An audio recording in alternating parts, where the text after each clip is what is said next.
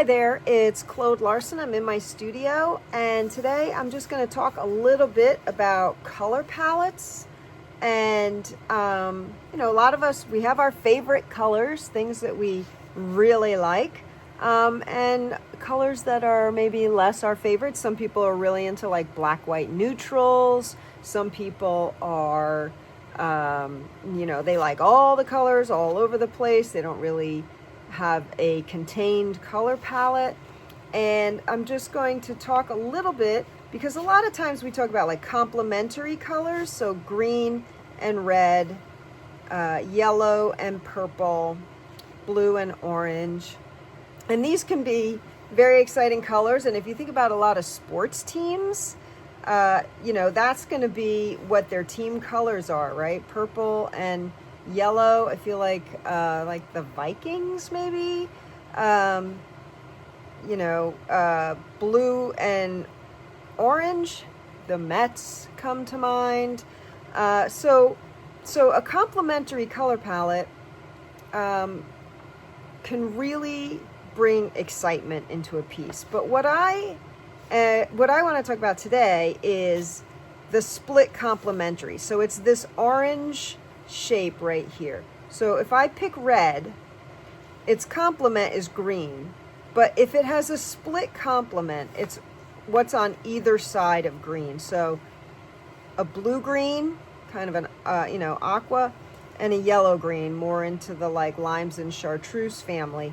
This would make a split complementary. If you had, let's say, yellow as your main, the split complementary would be red violet, blue violet, right? And let's do, if blue was the main, then a split complementary would be red orange and yellow orange. So I wrote an article about this, and it was in Art Quilting Studio magazine a while back, but I'm making a video. I have a bunch of pieces on my website that are part of this series, but these are the ones that haven't made it to frames yet, and yet they still use the split complementary palette. So I guess if I bring them one at a time, it'd be easier to see. Something like this.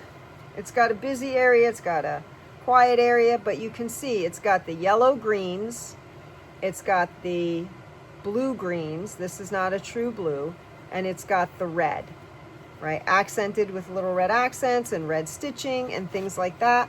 So here, I consider this is a split complement. I consider this a very blue piece because of the large section of blue. Same exact fabrics,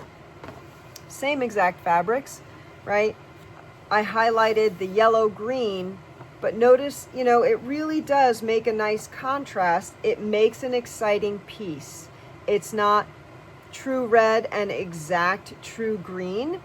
It's a split complement. It gives you a little more color to work with and more values to play around with, right? And then, of course, if you add a neutral, you've still got the reds in there. This is actually a cross weave that's red and chartreuse green thread. So it makes a nice complement to these pieces up here. But notice, it's really the same color palette. It just depends in what ratio you put what color is what your piece turns out to be. Here's a bigger one. This is that red with the green cross weave threads.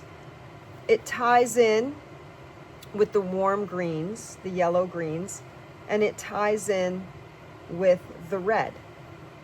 Kind of brings it all together. Again, different ratios of colors. This was one pile of fabrics. It was just one pile. And from it, I just kept playing around and experimenting and seeing, well, what if I make this, if I use this gray? This is a red cross woven with a turquoise, blue-green. And it makes a gray when you look at it from a distance, but close up, it has a little more depth to it. And again, same pile of fabrics, same exact pile of fabrics. and I ended up, I think this was probably the first one that I was messing around with. Small, low stakes, not a lot of materials, just seeing if I liked what was happening. And then probably the last one in that series, this nice big one here. Used a lot of fabric, this nice neutral gray so that other things would pop out. But again, you know, it looks good with the red. In my opinion, you might feel differently. Different split complement. Here, it was the blue with the red orange and the yellow orange. So everything from repurposed denim jeans to these cross weaves. This is blue. I feel like it was cross woven maybe with like an orange, so it gives it like a gray blue color. But again, notice the split complement here, right? You've got the true blue, and then on the opposite side of the color wheel, let me grab that color wheel, you've got the true blue right here, and then down looking at the orange arrow, you've got a red orange, yellow orange.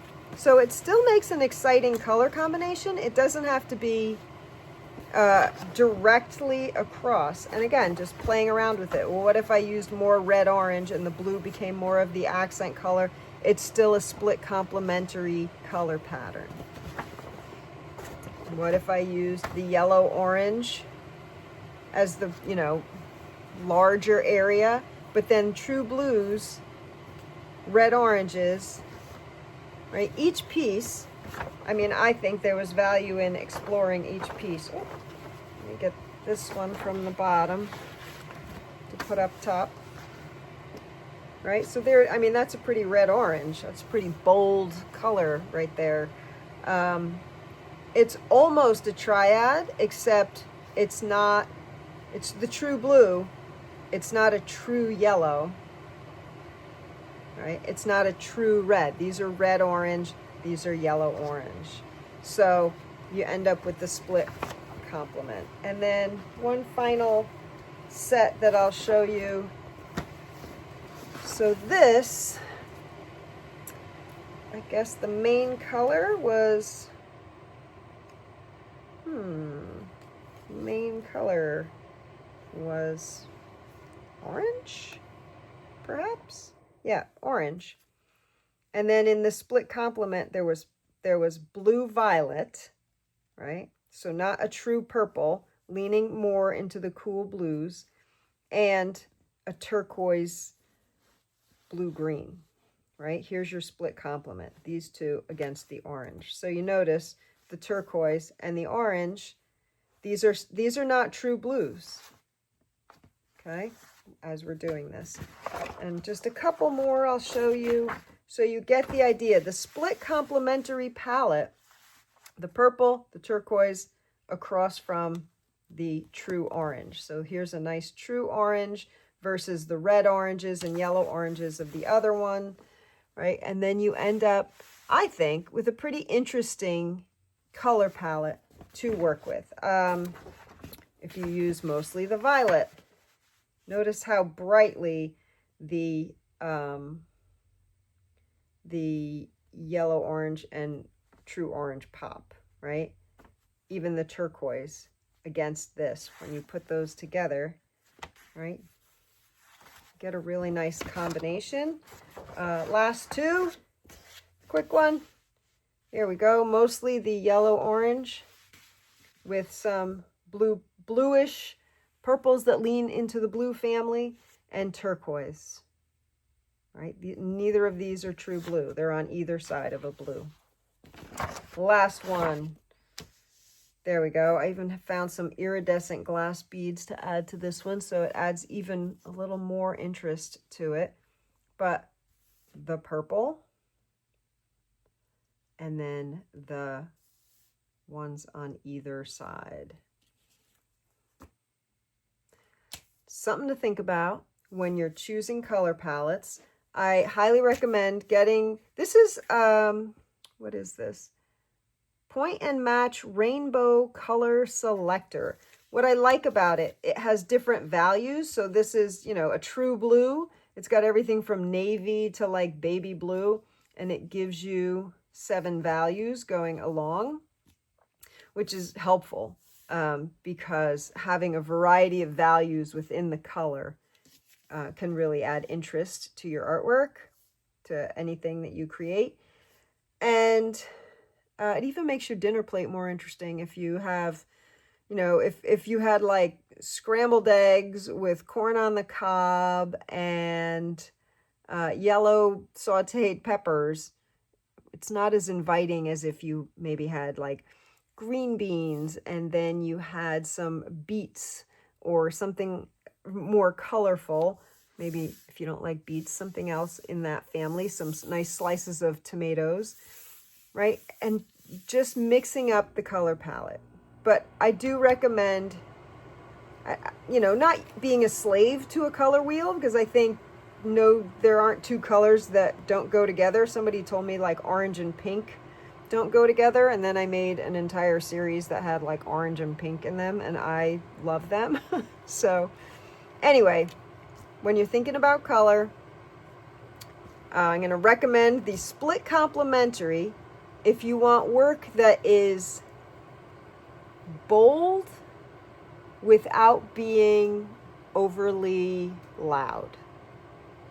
Okay, that's it from me. I hope you go play with something colorful today, even if it's just how you arrange your salad or your food on your dinner plate.